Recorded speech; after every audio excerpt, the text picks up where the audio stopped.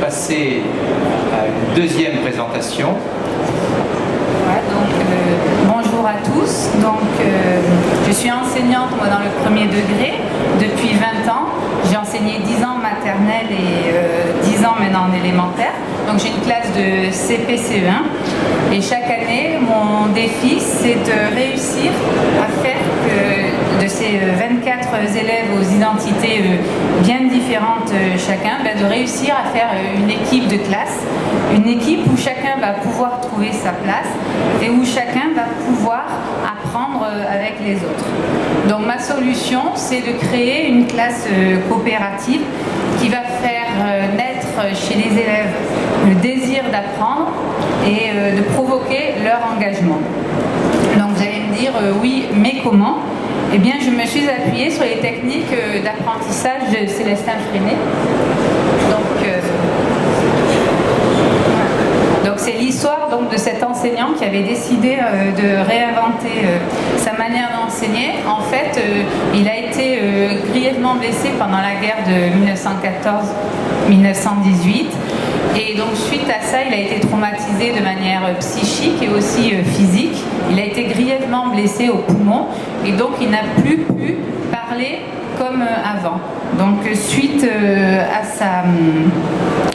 à ces blessures, il décide de changer sa pratique d'enseignant et il se met alors au même niveau que les élèves.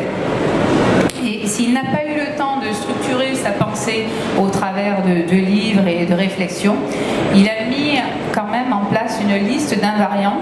Et le premier invariant, et c'est ce que je voulais souligner, c'est que l'enfant est de même nature que le maître. Donc par exemple, c'est lui qui a décidé d'enlever les estrades en dessous des tableaux. Voilà. Donc vous allez me dire, surtout dans ce salon Éducatech, Éducatisme, mais est-ce qu'on peut utiliser une pédagogie qui date de 20 ans, de 100 ans? Eh bien oui, tout à fait, parce qu'en fait, les fondamentaux sont les mêmes. Donc, et principalement le rapport aux élèves. Donc l'idée, c'est de mettre les enfants en activité, qu'ils soient auteurs de leurs apprentissages et qu'ils prennent part donc à cette élaboration des savoirs. Donc pour ma part, en tant qu'enseignante, à partir de ce moment-là, je change mon regard sur ces enfants et sur cette pédagogie. Et donc, je vais adapter et adopter les outils de Célestin Freinet au XXIe siècle.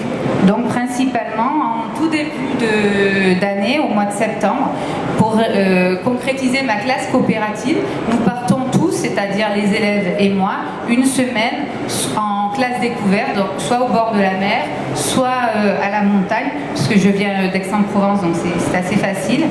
Et cette classe découverte nous permet d'apprendre à nous connaître, les élèves et moi, et puis d'apprendre aussi que finalement on peut apprendre partout, pas simplement dans les 4 murs d'une classe. On peut apprendre au bord de la mer, on peut apprendre à jouer, et donc on va créer ainsi notre classe coopérative. Et donc un des changements fondamentaux de cette classe, c'est le changement de rapport au savoir. Voilà. On va repenser donc le rapport à savoir. Donc l'idée, c'est un peu comme le soulignait Vincent Fayet, c'est d'enrichir sa pratique. C'est-à-dire qu'il n'y a pas qu'une seule voie, pas qu'un seul moyen d'enseigner. On peut opérer un virage à 180 degrés et en proposant d'autres manières, donc notamment la coopération entre pairs. Donc pour construire les savoirs, les élèves doivent se confronter aussi aux représentations des autres élèves, notamment pour susciter leur désir d'apprendre et leur désir de comprendre ce qui les entoure. Donc ça. Mais il y a aussi comme autre outil un plan de travail qui permet aux élèves d'organiser leur travail, c'est-à-dire de travailler aussi à ce moment-là en autonomie.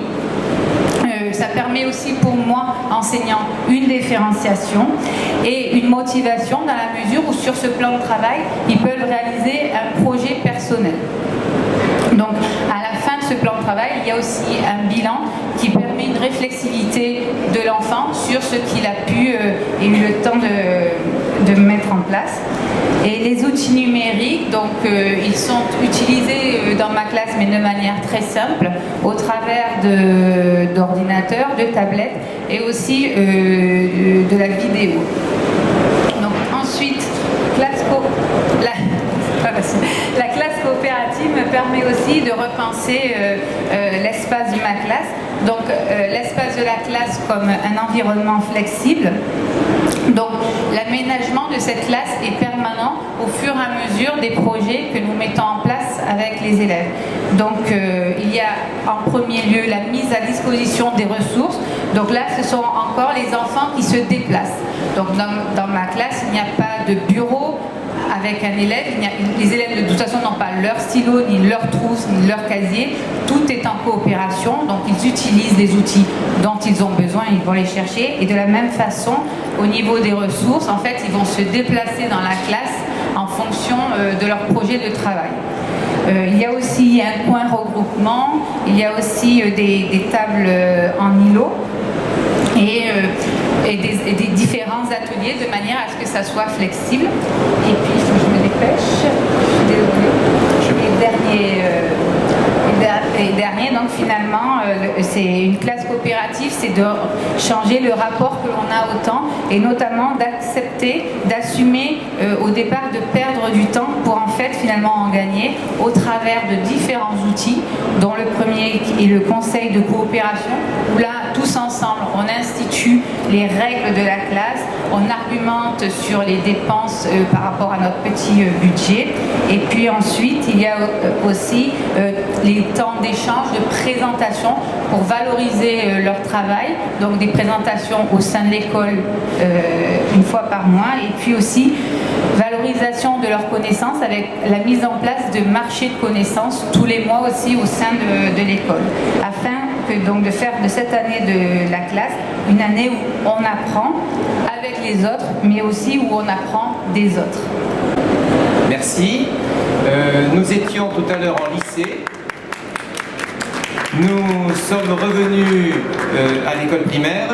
Je vous propose que l'on aille maintenant à l'université.